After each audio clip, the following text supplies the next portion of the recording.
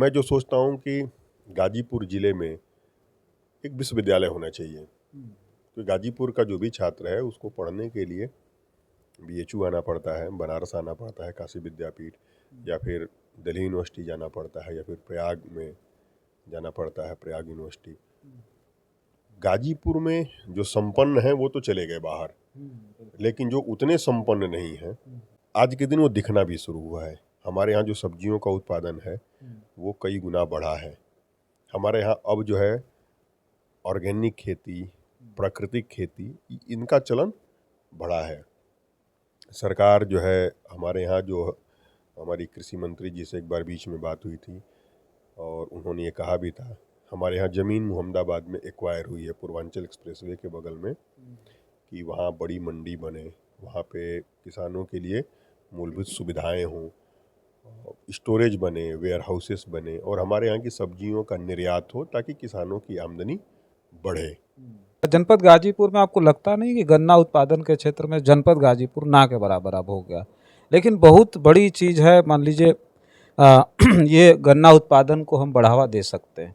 नंदगंज की जो चीनी मिल है वो बंद है, लेकिन लगता नहीं कि जो सरकारें, पिछली सरकारों ने जो किया उसी के फलस्वरूप इस तरह की स्थिति हुई कि वो गन्ना मिल, जो गन्ना मिल है वो बंद हो गई। लेकिन इस सरकार ने भी ध्यान नहीं दिया। भारतीय जनता पार्टी की सरकार उत्तर प्रदेश में भी है, देश में तो 10 साल रही है, कोई ध्यान नहीं। साथियों नमस्कार, मैं हूं रजनीश और आप जन आदर्श भारत देख रहे हैं। साथियों, इस वक्त हम उत्तर प्रदेश में हैं और उत्तर प्रदेश में नहीं, पूरे देश भर में ही लोकसभा का जो चुनाव है वो संपन्न हो गया है, जिसके नतीजे आने के बाद पूरे देश भर में जो जनता का जनादेश रहा उसे लेकर के खुशी तो सारे लोगों में है। किसी को स्पष्ट बहुमत नहीं मिला, लेकिन उसके बाद भारतीय जनता पार्टी की फिर से सरकार बनी। ये कहें कि एनडीए की सरकार बनी और देश के प्रधानमंत्री नरेंद्र मोदी ने तीसरी बार इस देश में प्रधानमंत्री पद का भार संभाला है। तो अब जो है हम उस पर तो बहुत सारी चर्चा कर चुके हैं। लोकसभा का चुनाव खत्म हो गया, लेकिन हम राजनीति से ओतप्रोत बहुत सारी जो चर्चाएं हैं वो आपके बीच में हम करते रहेंगे। आज जो हमारे साथ खास मेहमान हैं, इससे पहले भी मैं अपने चैनल पे इनकी वीडियो को हमने लाया था और बहुत सारे लोगों ने उस वीडियो को पसंद किया था। एक बार फिर से हम परिचय करा दें जो हमारे साथ खास मेहमान हैं, जिनका नाम मनोज कुमार राय है और ये रहने वाले मोहम्मदाबाद के हैं। और इनके बारे में हमने उस बार भी चर्चा की थी। ये कलेक्टर हुआ करते थे, नौकरी को छोड़ करके राजनीति में आए। लेकिन सोचिए, जो अधिकारी रहने के बावजूद भी जब वो नौकरी छोड़ करके राजनीति में आए तो उनका बहुत सारा विजन रहा होगा, जिस पे चर्चा हमने पिछली वीडियो में की थी और इस बार भी करेंगे। तो सबसे पहले सर आपका बहुत बहुत स्वागत है। धन्यवाद रजनीश भाई। लोकसभा का चुनाव संपन्न हो गया और लोकसभा के चुनाव में बहुत सारे रंग हम लोगों ने देखे। हम चर्चा करेंगे सबसे पहले इस बात के लिए कि 2024 का जो इलेक्शन था वो तो खत्म हो गया, लेकिन आपने जो नौकरी छोड़ करके जो राजनीति में आने का जो आपने निर्णय लिया, बड़ा विजन लेकर के आए होंगे आप। भारतीय जनता पार्टी की आप राजनीति भी कर रहे हैं, तो मोहम्मदाबाद के लिए जो आपके स्थानीय जो है, जहां पर आप रह रहे हैं, जो आपका गृह जनपद है, वो विधानसभा आपकी है, तो मोहम्मदाबाद के लिए ऐसा विकास हो। पहले तो आपको बहुत धन्यवाद कि आपने बढ़िया चुनाव कवर किया और बधाई आपको और देश की पूरी जनता को, खास तौर से सभी मतदाताओं को बहुत बधाई कि उन्होंने बहुत अच्छा मतदान किया। इतना गर्मी के बाद अच्छी सरकार बनी, लोकतंत्र की जीत हुई, जिसे वोट देना था उसको दिया और अब जो सरकार बनी है वो देश की सरकार बनी है। जो प्रधानमंत्री जी को वोट दिए हैं उनकी भी सरकार है, जो नहीं दिए हैं उनकी भी उतनी ही सरकार है, उनका भी उस सरकार पर उतना ही हक है। और प्रधानमंत्री जी सबका साथ, सबका विकास, सबका विश्वास लेकर के चलने वाले हैं। तो प्रधानमंत्री जी और पूरे मंत्रिमंडल को मेरी शुभकामना, मेरी बधाई। और बहुत अच्छा काम करेंगे प्रधानमंत्री जी, करते भी आए हैं। आपके प्रश्न के दूसरे हिस्से में आता हूँ कि मुहम्मदाबाद को लेकर के मेरे मन में बहुत सारी सोच है कि क्या होना चाहिए, कैसे होना चाहिए। जब मैं राजनीति में आया था उसके पहले मेरी पढ़ाई मेरे गांव जोगामू साहिब का जो आदर्श इंटर कॉलेज है, मैंने वहाँ से पढ़ाई की थी। मैं नौकरी में आ गया था, उसके बाद मैं इंटर कॉलेज में गया, तो मैं जिन दिनों पढ़ता था उन दिनों छात्रों की संख्या बहुत ज़्यादा होती थी, अभी कम हो गई। मुझे ये महसूस होता है, मैं पूरे प्रामाणिकता के साथ कह सकता हूँ, मुझे ये महसूस होता है कि वहाँ पे जो शिक्षा का जो स्तर है वो कुछ कम हुआ है, और उसमें सभी लोग जिम्मेदार हैं। छात्र, शिक्षक, अभिभावक, वातावरण, सब। हाल के दिनों में मैं एक दिन विद्यालय में गया था, तो ये पता चला कि माननीय मुख्यमंत्री जी ने की सरकार ने नए शिक्षकों की बहाली की है और नए शिक्षक आए हैं। तो अब पठन पाठन का माहौल एक बार फिर से बेहतर होने की दिशा में आगे बढ़ा है। मैं जो सोचता हूँ कि गाजीपुर ज़िले में एक विश्वविद्यालय होना चाहिए, तो गाजीपुर का जो भी छात्र है उसको पढ़ने के लिए बीएचयू आना पड़ता है, बनारस आना पड़ता है, काशी विद्यापीठ, या फिर दिल्ली यूनिवर्सिटी जाना पड़ता है, या फिर प्रयाग में जाना पड़ता है, प्रयाग यूनिवर्सिटी। गाजीपुर में जो संपन्न हैं वो तो चले गए बाहर, लेकिन जो उतने संपन्न नहीं हैं, जो वहाँ के स्थानीय हैं, किसी कारण से वो नहीं जा सकते, उनके लिए वहाँ पे एक विश्वविद्यालय होना चाहिए, ताकि उनका पठन पाठन और ये होना चाहिए। तो सरकार से इस दिशा में कई बार प्रयास भी हुए हैं, और मैं भी भविष्य में ये चाहूँगा कि सरकार के यहाँ मैं अपनी बात को रखूं कि वहाँ पे विश्वविद्यालय हो। सर ये जो मांग रही है विश्वविद्यालय की, जहाँ तक हमें जानकारी है, ये बड़ी लंबी है, क्योंकि छात्र नेताओं ने बहुत बहुत सत्याग्रह किया। समाजवादी पार्टी की सरकार हुआ करती थी, बीएसपी की सरकार हुआ करती थी, तो ये विश्वविद्यालय की मांग निरंतर चली। और उसके बाद सोचिए, बलिया में यूनिवर्सिटी बनी, लेकिन गाजीपुर में यूनिवर्सिटी नहीं। हम इस पर बहुत सीधा सा ये है कि आप 2014 से और 2024 के बीच का अंतर समझिए। 2014 से पहले कुछ 300 विश्वविद्यालय थे, अभी 700 हो गए। तो इस 10 साल के अंतराल में दुगने विश्वविद्यालय बने। गाजीपुर में मेडिकल कॉलेज बन गया, लेकिन बलिया में मेडिकल कॉलेज अभी नहीं बन पाया। बलिया में विश्वविद्यालय बन गया, अब स्थिति ऐसी होगी कि बलिया में मेडिकल कॉलेज बनेगा, गाजीपुर में विश्वविद्यालय बनेगा। ऐसे ही अन्य जो बाकी जिले जो किसी न किसी कारण से छूट गए होंगे किसी किसी चीज़ में, बाकी सरकार जो है सबको ध्यान में रखते हुए हर जगह विश्वविद्यालय बनाएगी। आंदोलन की जहाँ तक बात रही, तो जब तक लोग सरकार को अपनी बात कहेंगे नहीं कि मुझे यह चाहिए, ठीक है, सरकार करती है, लेकिन ये हमारा नागरिक कर्तव्य है कि हमको नागरिक सुविधाएं अधिक से अधिक चाहिए, तो हम सरकार के सामने अपनी बात रखते हैं। राजनीति है, राजनीति में प्रेशर ग्रुप का बहुत महत्व होता है, तो एज ए प्रेशर ग्रुप हम अपनी बात करते हैं कि ये विश्वविद्यालय हो। दूसरी बात, विश्वविद्यालय के अलावा जो मैं कहना चाहूँगा कि जो हमारी विधानसभा है, मेरा जो ज़िला है, हमारी जो लोकसभा बलिया है, मैं गाजीपुर से या बनारस से लेकर के बलिया तक का जो गंगा के किनारे का जो पूरा क्षेत्र है, ये दुनिया की सबसे उपजाऊ मिट्टी है। लॉर्ड कॉर्नवालिस जब परमानेंट सेटलमेंट जब हुआ था, अस्थाई बंदोबस्ती, तो उस समय जो रेवेन्यू में जो यहाँ की मालियत है, वो दुनिया की सबसे अच्छी जो उपजाऊ ज़मीन है उसकी ये है। आज के दिन वो दिखना भी शुरू हुआ है। हमारे यहाँ जो सब्जियों का उत्पादन है वो कई गुना बढ़ा है। हमारे यहाँ अब जो है ऑर्गेनिक खेती, प्राकृतिक खेती, इनका चलन बढ़ा है।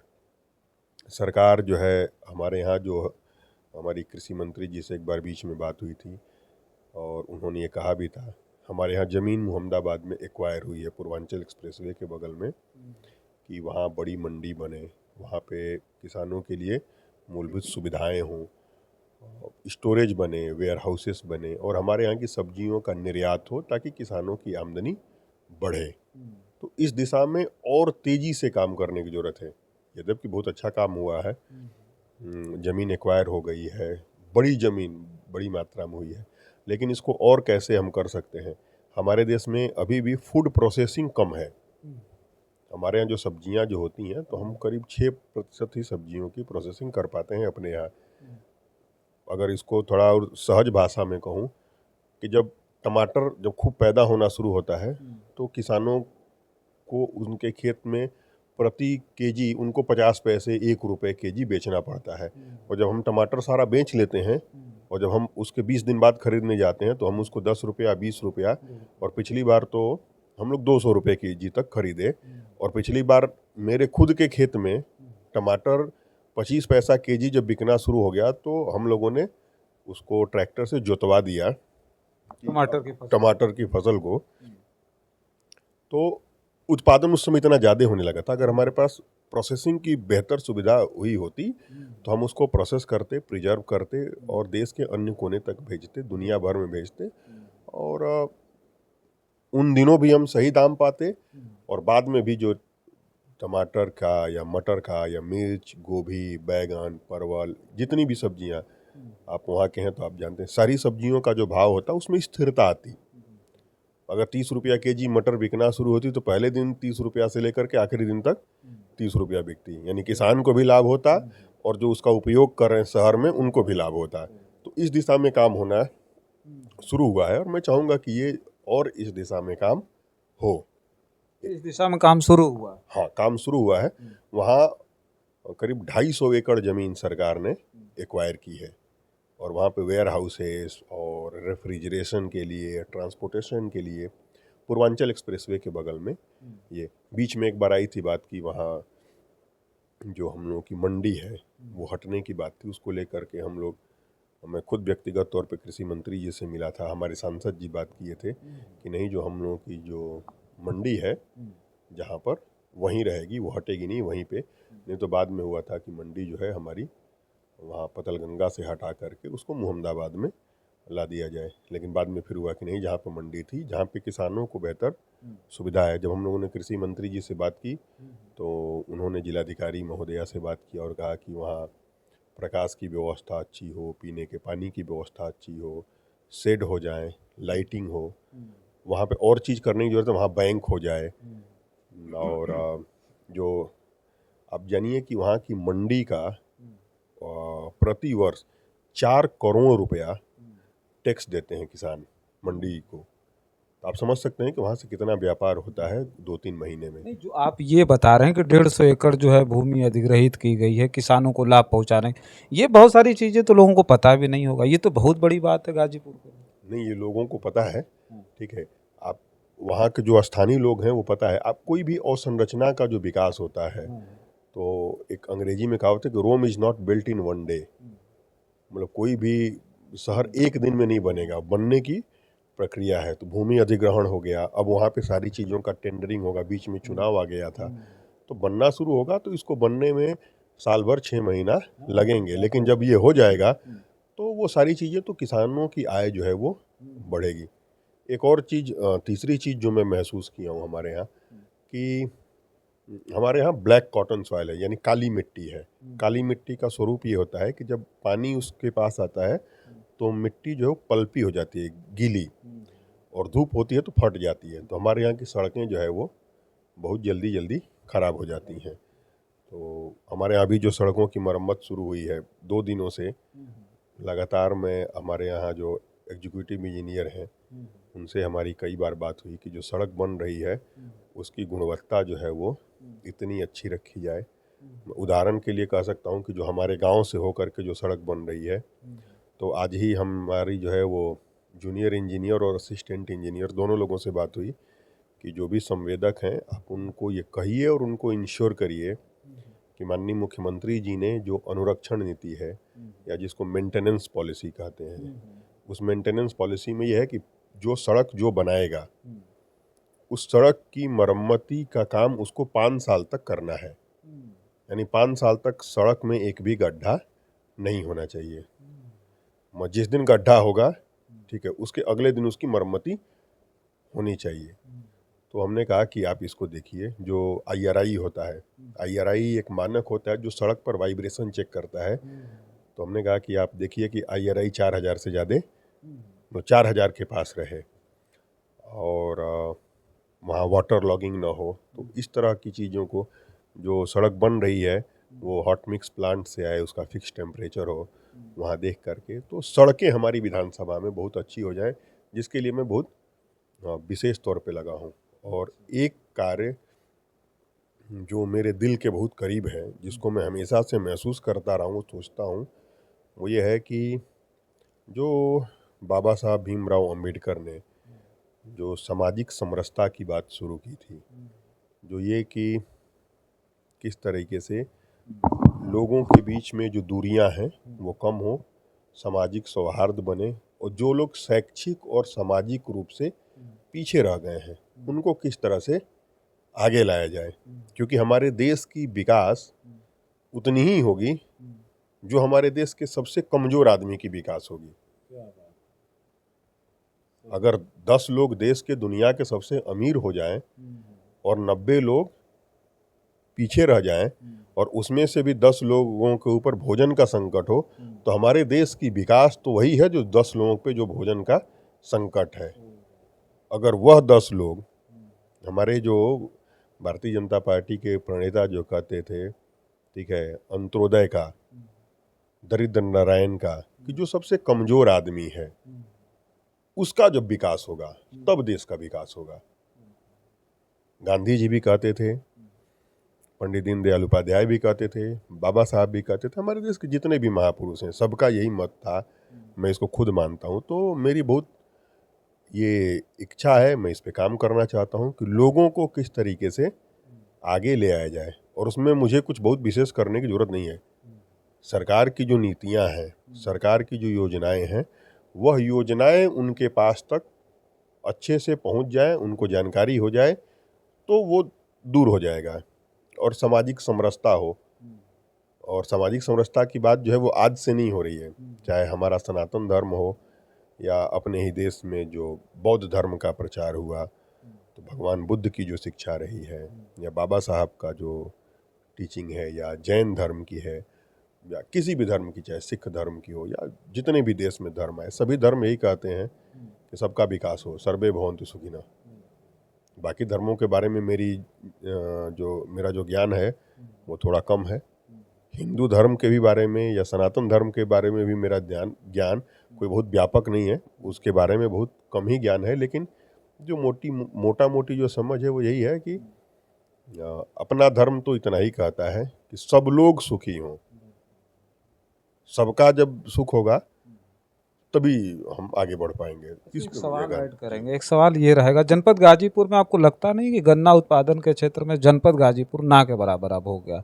लेकिन बहुत बड़ी चीज़ है, मान लीजिए ये गन्ना उत्पादन को हम बढ़ावा दे सकते हैं। नंदगंज की जो चीनी मिल है वो बंद है, लेकिन लगता नहीं कि जो सरकारें, पिछली सरकारों ने जो किया उसी के फलस्वरूप इस तरह की स्थिति हुई कि वो गन्ना मिल, जो गन्ना मिल है वो बंद हो गई। लेकिन इस सरकार ने भी ध्यान नहीं दिया। भारतीय जनता पार्टी की सरकार उत्तर प्रदेश में भी है, देश में तो 10 साल रही है, कोई ध्यान नहीं। आपने जो गन्ना की बात की, मैं किसी एक स्पेसिफिक पे जाने की जगह मैं इसको थोड़ा और इसको व्यापक बना रहा हूँ। किसानों का भला तभी होगा जब हम मल्टीपल क्रॉपिंग करेंगे, ठीक है, डाइवर्स। हमारा जो बास्केट होगा ना, जो टोकरी हमारी जो है, उसमें गन्ना हो, उसमें सब्जी हो, उसमें फल हो, उसमें डेयरी हो, उसमें फिशिंग हो, ठीक है। ये जब सारी चीज़ें एक साथ होंगी तब जाकर के विकास हमारा होगा। गन्ना की जो बात की तो मेरे घर खुद गन्ने की बहुत खेती होती थी, और मुझे याद है 90 के दशक में कि ट्रैक्टर से हमारे यहाँ से गन्ना जो है वो जाता था, और सालों साल गया, और फिर जो है जो हमारे गन्ने का जो भुगतान था वो 2-2, 3-3 साल तक पेंडिंग रहा। फिर किसान जो है वो निराश हो गए और गन्ना की खेती की तरफ से उन्होंने ध्यान हटा लिया और सब्जी की खेती करने लगे कि वो सुबह तोड़ते हैं, व्यापारी आता है और शाम छोड़ दीजिए, सुबह तोड़ते हैं और सुबह ही तुरंत कैश पैसा दे करके चला जाता है। तो किसान तो चाहता ना कि मैं जो उत्पादन किया उसका उचित मूल्य उसी समय मिल जाए। तो अगर इस तरह का गन्ना का होता है, फल का होता है, सब्जी का होता है, तो जितना भी चीज़ जितना बेहतर होगा, वो इसका ना स्नोबॉल इफेक्ट है, वो बर्फ़ के गोले का, कि गोला जितना छोटा है जब वो घूमेगा तो उस पर उतनी कम बर्फ़, लेकिन अगर वो बड़ा हो जाएगा तो जितना ज़्यादा घूमेगा उसका आकार उतना तेज़ी से बढ़ता जाएगा। तो अपने साथ भी ऐसा है कि जब इस तरह का होगा तब ये बढ़ता जाएगा।